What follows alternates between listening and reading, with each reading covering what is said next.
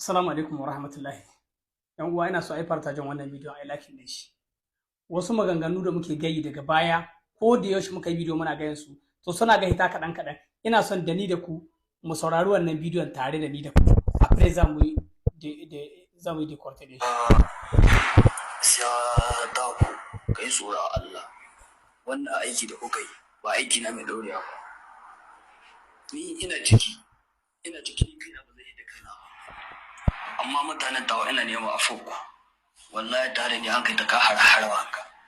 Tare da ni an kai ta ka har-harwa haka. Ni insha Allah a inda Allah ni na tuba. Dole da tsokaci kun ka roƙi gona ya ce ya yahe mi. Insha Allah zai hito ibi da wani kaina.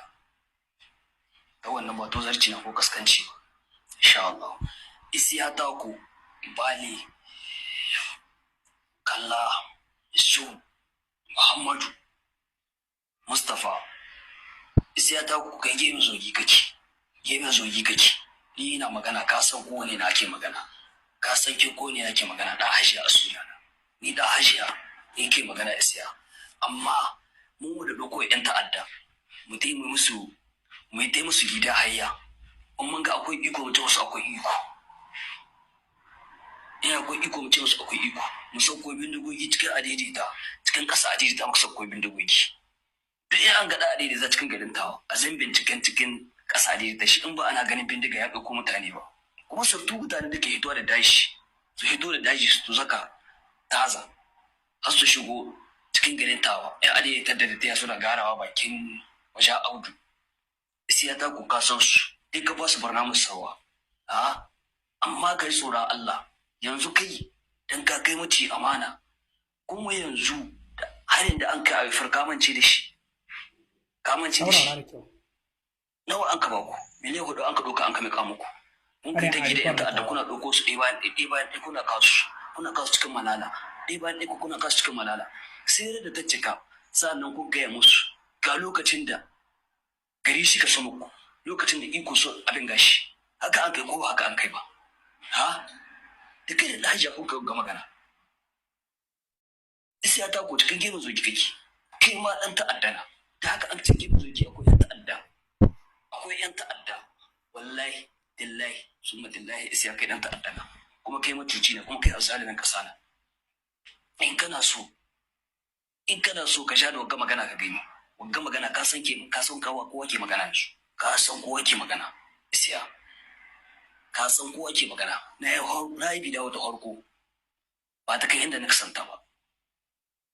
amma ka san kowa ke magana yanzu gashi kasa ni ba zai iya ta yanga ma'aiwana ba sai dai ita koyi boyi wai kai kun sha mun ci wancan kuɗi wa an ga 'yan ta'addar kun shigo da su yau da ka magana yau wa gabi da wadon da gare ta tura ta yau lanti yau kun shigo da 'yan ta'addar cikin garin na tawa kun shigo da 'yan ta'adda cikin garin tawa ko ba haka nan kun shigo da 'yan ta'adda yau mutum 8 kun shigo da su ai kuna da rezo har mara kuna da rezo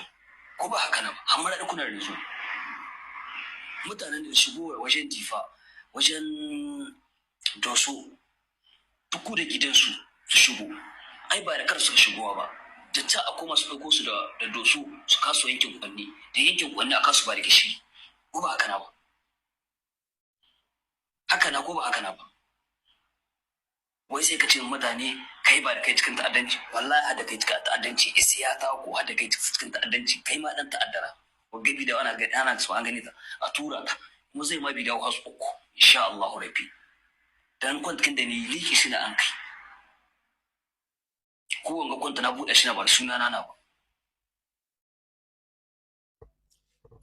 don ko yan uwa abin da muke gai da yanzu ku yi wannan maganganun da muke gai haka su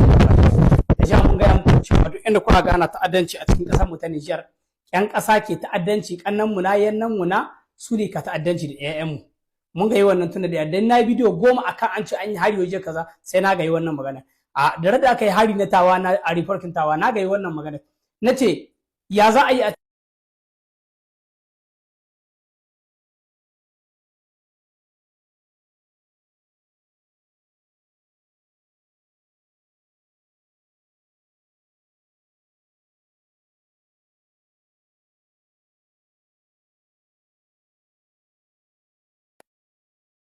da bakunsu.